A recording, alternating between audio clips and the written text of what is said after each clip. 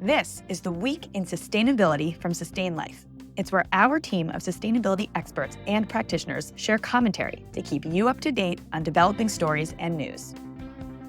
Hello and welcome everyone to the Week in Sustainability. I'm Melissa Ray, Chief Sustainability Officer of Sustain.Life and your host for this week's episode. And I'm joined today by Mallory Thomas, partner at Baker Tilly.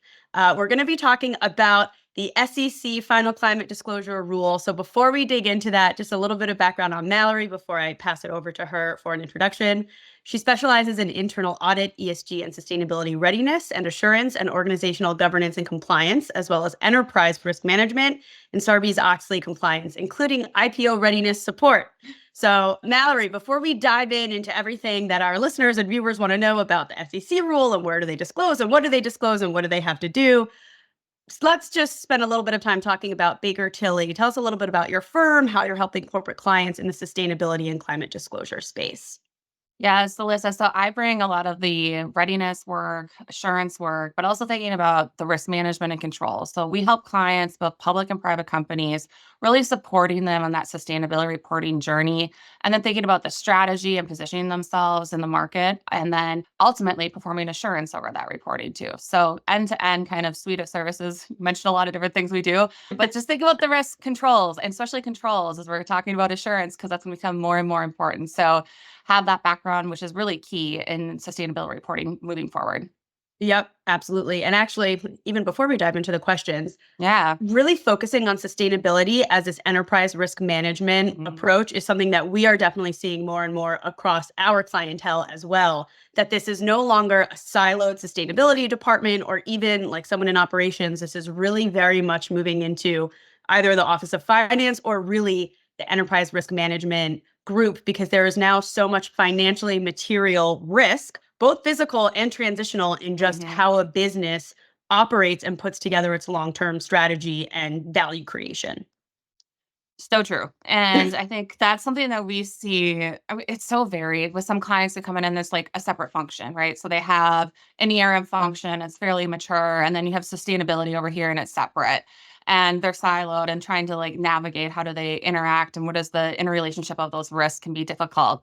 And then some companies that come into and there's not a formal ERM function. And now they're like, oh crap, climate risk, I have to do something. And so we're really working with some of those clients of how do we do this comprehensively, really thinking through what are the climate related risks, what is your overall risk management processes. And either way, it's, I think, hard to interrelate some of those risks, but it's such an important aspect. So you're not duplicating efforts. And then ultimately, leveraging some of the processes they might already have in place, at least from like a reporting, assessing, and managing risk. So yeah, seeing a lot of that too. It's kind of crazy. Absolutely. And that's so much, frankly, of why we find so much success working with the accounting and advisory space, because it is that mindset about risk management and internal controls and processes. And what we're really trying to do here, or what a lot of these regulations and reporting frameworks are trying to do, is to take that same effort and system and process of how financial information is really managed across an enterprise and apply those same almost like protocols and systems of thinking for climate information, because it's just as financially material as those core financial metrics. Absolutely. Okay, great. So enough of a precursor there. Let's dive into the SEC rule, the enhancement and standardization of climate-related disclosure. So briefly, at a very high level, what is it that in the final rule, much anticipated over 2 years since it was proposed and then waited for public comment, at a high level, what is the SEC actually requiring reporting entities to disclose and why? Yeah. So when we think about the role of the SEC, it's really focused on the users of the financial statements. So the comparability of that information and the information available to investors. And we just kind of talked about how climate related risk, it has a financial impact. So that's an important risk to evaluate. So that's really where this is embedded. And I think one of the things that the SEC was seeing, and with the increase of companies reporting climate related risks, just having that consistency and comparability of the data and information so that the end users of those financial reports can evaluate companies. And without that consistency, without a rule, it makes things difficult from that perspective. So the disclosure requirements really focus on the climate related risks, and the process for managing those risks, including what's the role of management in that, and then what's the role of the board from an oversight perspective, and then targets and goals that are material to the company, and then ultimately for accelerated filers, scope 1 and 2 greenhouse gas emissions. So a Mhm. lot of reporting requirements, but focus mainly on the climate related risks and financial impacts, which we see is a little bit different than the EU and such. So I think that's an important aspect to remember. It's all about the financial impacts. Yep, we actually have the webinar that we hosted this week as well was on sustainability reporting and actually really broke down for everybody.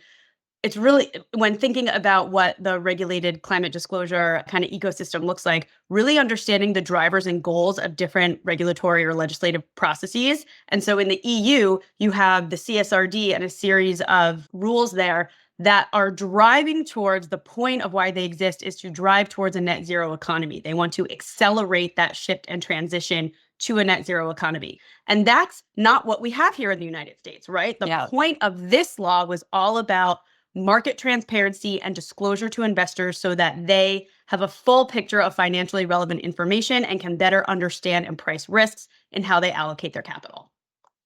Yep. Yep. Okay, so now the rule is prescriptive in where it's actually requiring companies to disclose certain information. So can you walk folks along the SK regulation, the SX regulation in terms of what is going in a financial statement versus what is going Mhm. in other filings or reports? Yes, I think this is an important thing to distinguish too, because the SX piece for the financial statements is subject to internal controls over financial reporting.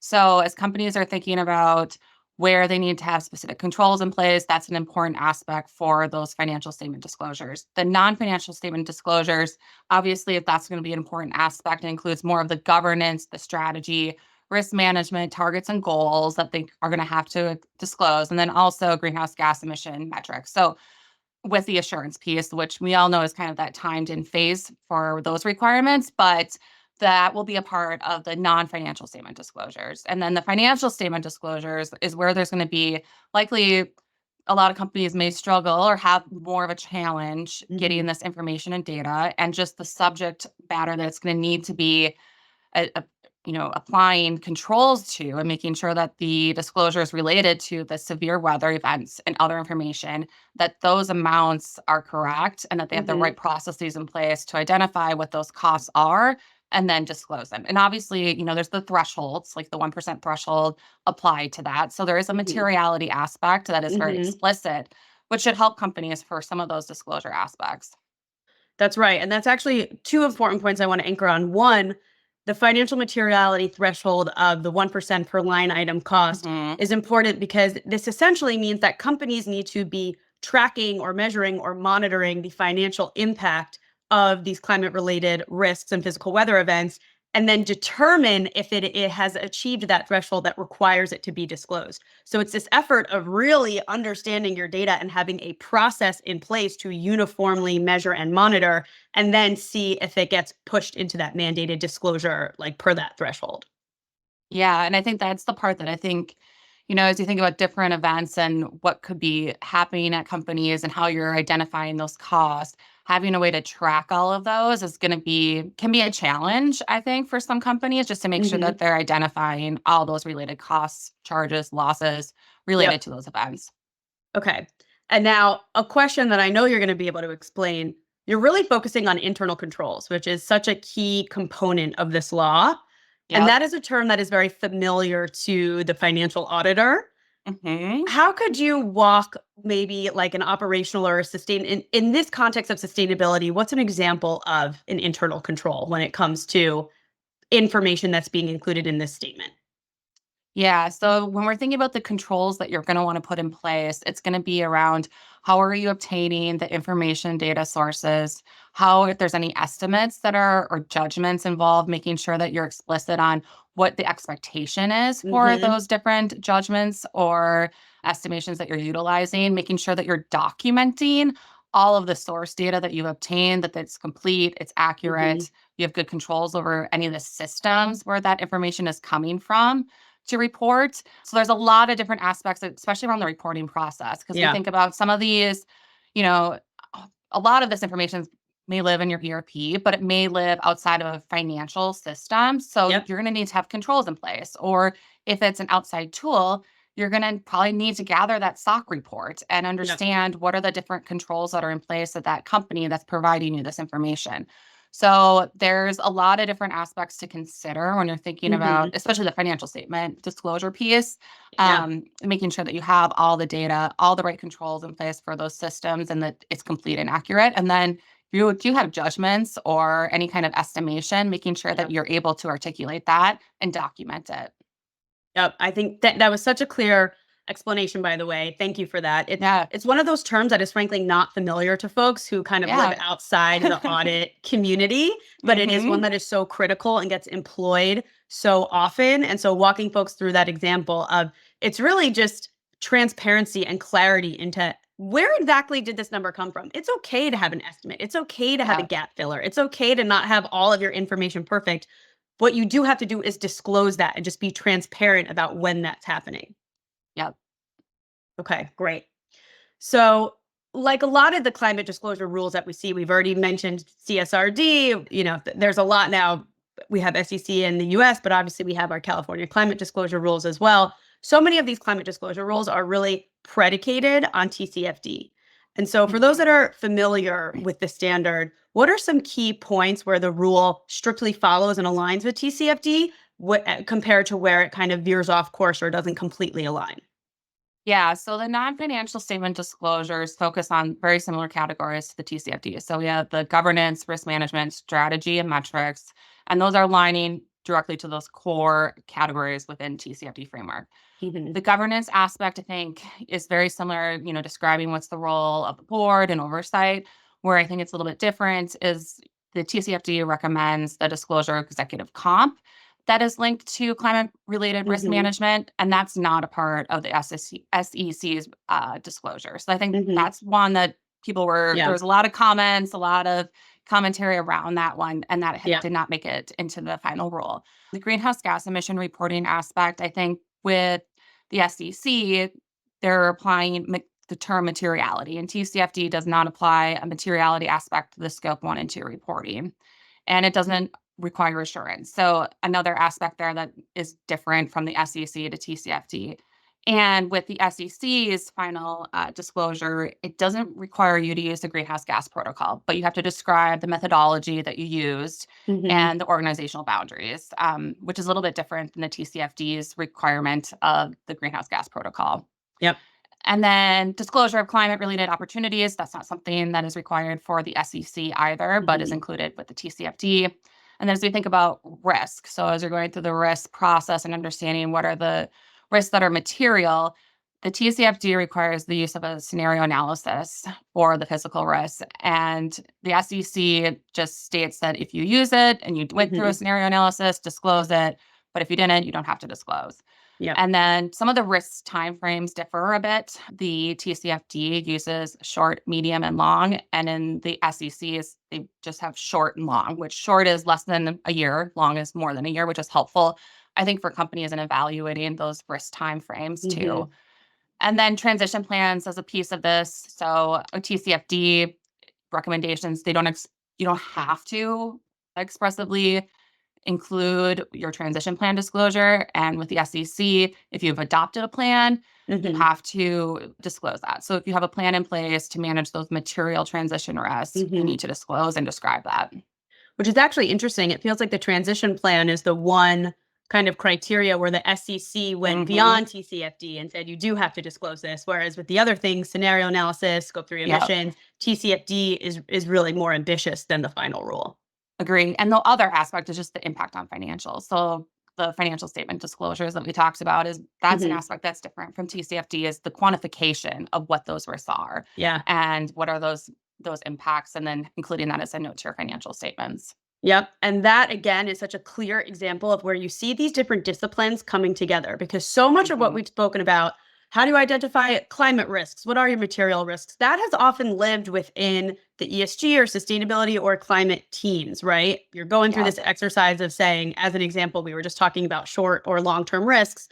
well, we're in flood zones. So a short term, or even, we're in coastal areas or flood zones. A short term risk would be storm surges, from rising sea levels. The long term risk is like actual sea level rise, right? Yeah. They happen on different temporal planes.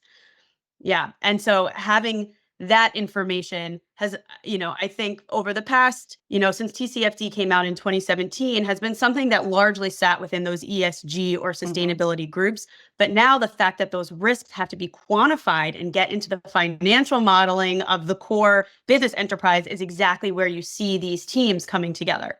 Yes. Yeah, you have to have the finance team involved, and you need to be able to identify what those material risks are so then you can quantify them. So it's a Yep. lot of collaboration across different stakeholder groups. Yep. And it's something that, like, honestly, saying it right now seems so clear and straightforward and like sensible, but it actually is like a Oh, somewhat like, this is a new law, this is a new yeah. requirement. It's obviously been happening, but it's so clear that, like, yes, that would be financially material information for an investor to understand what is the potential financial impact of that risk. hmm Yep. Okay, so from your experience from the auditor standpoint, what impact does the inclusion of climate related information in these regulated filings actually have on the corporate filer in terms of operationally as they're gathering their data throughout the year, as well as what they're preparing for that final audit process? Yeah. I mean, I think we kind of hit on some of the aspects of making sure that you're coordinated with the sustainability and then the finance teams and reporting aspect. That's key. I think making sure that you're including the right groups and understanding what are the material risks to your company and then being able to quantify those is going to be probably one of the hardest things for companies to do. But also, then you got to prove it. So I always think about in the audit world, it's like you are reporting this, but now how did you have to prove how you got there? Mhm. And you're going to need the documentation to support your conclusions, documenting obviously any kind of estimations or judgments that you're utilizing, making Mhm. sure that all that information and data that you're obtaining is complete and accurate and supports those conclusions.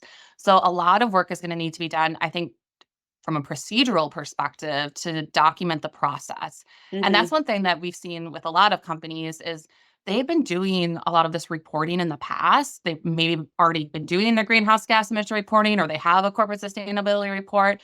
but they haven't been doing it at the level of rigor required for assurance. And they come to the conclusions that they've come to, but they haven't documented how they got there. And I think that's the piece that's going to take some companies some time just to implement. And that's the part that doesn't think it's gonna be a little bit harder. And then Yeah. also identifying some of those information sources. So making sure that you have all the information and data that you need to report and where do Yep. you have gaps and then filling those gaps. Yeah, it's like this whole extra exercise where it's not just this effort to be getting your final number and like hmm maintaining, how much progress are you making over the year to actually get that final data point. It's also about tracking and having a whole narrative and evidence around the process and procedures behind where it came from. And that's actually, it's like a cousin, it's an auxiliary, it's related, but it's slightly different than just getting the final number. And so I Yes. want to just double click on that because for all the listeners out there, when you are looking for your solution provider, whether it's a service provider or a data provider, the questions that buyers, that corporates need to be asking is, what is the audit trail? What is yes. the transparency? What is the methodology? Where are you providing to me, the user of this service or solution, that information that I am now required to report and being held responsible for? Yeah. It's the information gathering, the audit trail, the prove it is going to be so necessary for all these aspects. Yep, yep. And so you've already really touched on my next Yeah. question, Yeah. which was around the final rules timeline, that phase and timeline that it hmm has with limited assurance and then ultimately evolving into reasonable assurance for large accelerated filers. What kind of steps should corporates be taking in compiling their inventories to best prepare for those audit requirements so that it's not a mad scramble at the end of the year? Yeah, I think the first thing is making sure that you're identifying your data sources, understanding like where that data lives and who owns it is key. And then what are the controls around that data and information sources as well. As we think about limited to reasonable, I think that's an aspect, companies that we've been working with is think about what you need to do to get to limited, and then think about what you need to do to enhance your controls for reasonable assurance. So as you're going through that process, making sure that you're identifying any gaps you may have or areas where you need to maybe have additional controls in place for access to maybe some of these systems or the change management process for these systems, and making sure Mhm. that you have that in place. And then two, I think making sure that you can address any of those gaps and putting together your roadmap, right? So you start the reporting process, the data gathering, you're going to have some gaps. There's going to be some things that you're unable to identify or have estimates or judgment is going to have to be applied. But being able to then have your roadmap of how you plan to address some of those gaps in Mhm. reporting. Yeah. Okay, so this is actually two questions that I want to ask. One, we just spoke about that evolution from limited to reasonable assurance. Mhm. Can you just spend a little bit of time anchoring on what is actually the distinction between limited and reasonable assurance? And then my second part of the question is going to be around essentially how does assuring financial data vary from now the assurance that is required around emissions and climate related data? So when we get into the aspects of, limited and reasonable assurance, when we think about limited assurance, it's at the level of something rising that's going to be material. And that materiality level is key as we think about some of the aspects for the reasonable assurance. There's going to be more rigor, controls in place, and a lower threshold of materiality is applied. Hmm. And when we think about sustainability reporting, it's important that you have the right mix of experts and SMEs across the organization to help Hmm. with that work. And that's something, as we have evolved, even as a firm, thinking through how do we bring that expertise to perform this work, it's got to be the audit background and then having the environmental expertise as well. So it's got to have the Hmm. mix of that. You have to have someone who understands greenhouse gas emission reporting. They have to understand how that data is collected, the information, the reporting, scope 1, 2, 3, understanding that holistically, and then Yeah. having someone who also understands that audit background of how do you make sure that this information is correct? How do you document it? So even as a firm, we're upskilling our teams and providing that training so that we can then deploy this across our audit teams and support clients from an assurance perspective. Interesting. That's really interesting. So you focused a lot on the emissions accounting and the subject matter expertise that's required both in-house for corporate Hmm. filers as well as at their obviously supporting service providers. Let's shift a little bit to some of the governance related Yeah. disclosures. So the SEC rule asks just for companies to disclose governance practices around board and management level. What is it that they are asking companies to disclose around those two different cohorts? Yeah. So the rule requires companies to disclose how the board is informed of climate related risks, and then the committee responsible for that oversight. And that includes also the oversight of any progress against stated goals or targets, and then transition plans as well. So as we're thinking about what does that look like? How does the board have oversight? A lot of this comes down to identifying which committee, right? So the committee that's going to be obtaining this information, that gets to like management's role. So management's going to need to assess the climate related risks and then provide that report out. They're going to have to communicate that to the board. The board needs to understand what are those climate related risks. Does this seem, are they catching everything? Are they evaluating, the risks appropriately across the company? And some of that can be done through even thinking through the a peer evaluation. So looking at what your peers are reporting from this perspective. Obviously, as we start seeing companies start filing, we'll see more of this information. But I think it's going to be trying to provide each person has their own role in this. Management needs to assess and report the risk. And then the board's role is making sure that they have identified committees and oversight over the risks that are reported from that perspective.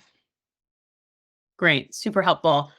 It's like, so I'm sure our listeners have tuned into lots of content that is, here's what you have to do, here's what you have to do. But it's really what's so helpful is, and this is what that means. This is what this actually Hmm. looks like when they say, disclosure on your governance and oversight. This is what that actually means in terms of responsibilities and Yeah. who's managing this and who's collecting it and who's responsible for it. And that kind of org structure is all about accountability, which is also Mhm. so much of how we always speak about carbon accounting is that it is about taking accountability for your climate impact and your contribution to, frankly, climate change through the emissions that you emit. Right. Yeah, and I think one of the things, as companies, companies who haven't maybe set targets, this is where I think the role of the board is important, is making sure that those are communicated. So as management's Mhm. thinking through maybe targets and goals, and maybe you haven't disclosed any targets or goals today, this is where I think there should be some good rigor in place from a best practice perspective, is making Yeah. sure that the board's informed of this information and that plans to meet these goals are shared with the board, and then progress. And that's the progress piece, and the plans to meet the goals as a part of the SEC disclosure requirements in the future. But I think as companies are starting to get their baselines and then start thinking about Yeah. goals and targets, that's an important piece of governance. And I think Yeah. that's a place where the role of the board is very important. Yep. Yep. I mean, I have several colleagues in the ESG field that have articulated that ESG, if you boil it down, it's really all about governance. It's about how you're Hmm. governing these different environmental and social risks, opportunities, just management topics. Yeah. So, okay, this was such a great deep dive of information. Before we wrap up, just one recommendation for our listeners on the line, for corporations. What are some actionable steps that you would recommend for companies to consider in order to ensure compliance with this rule? So we talked a bit about the different teams, and I think that's key, making sure you engage the right team. You're bringing the right people across the company into this. So the sustainability function, the finance function, internal audit could be of assistance there, enterprise risk management, making sure you're bringing in the right people. Obviously, operations, because they're going to own a lot of this data and information Mhm. sources as well. Yep. So this has to be cross-functional. So making sure you Yep. have the right team. And then that you evaluate the processes you already have in place. So I think, yes, this is a lift, right? This is going to be something new. But think about what processes you may be already doing. You may have some risk management processes in place, some, board reporting cadence around risk. See how you can add some of these aspects to those processes that are in place. And you can Mhm. incorporate the climate risk piece into that. So you're not creating a separate whole silo of reporting and a whole different process. So that's an important piece of this. I think that companies, yes, it can be overwhelming, but think about what you're already doing and how you can incorporate it. And then considering greenhouse gas emission reporting, if companies have not set a baseline yet, I think this is an immediate first step, is going through that exercise. Important to start identifying those data sources for reporting so that you are prepared when you do have to comply. Yep. Such tactical, sensible, actionable kind of recommendations. Thank you for that. And thank you so much for joining us today. Really appreciate your insight. And I think you laid out really clear, again, pretty tactical, like, context for companies to understand, okay, here's this regulation and here's what it's saying I have to do. And now this is what it really means within the business context of how we operate, across other things that are already in place in our business. And just, I loved what you said about pulling this in. This is interdisciplinary. This is cross cutting. The days of the silo are over. That's not where this is going to live. That's right. Yeah. Well, thanks for having me.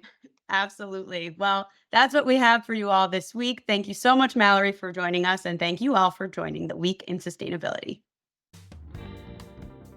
Sustain.Life is the leading and most comprehensive sustainability software on the market. To learn how we can help your company measure its emissions and take climate action, go to Sustain.Life. Don't forget to like and subscribe to this show on our YouTube channel or your favorite podcast platform. Thanks for tuning in. See you next week.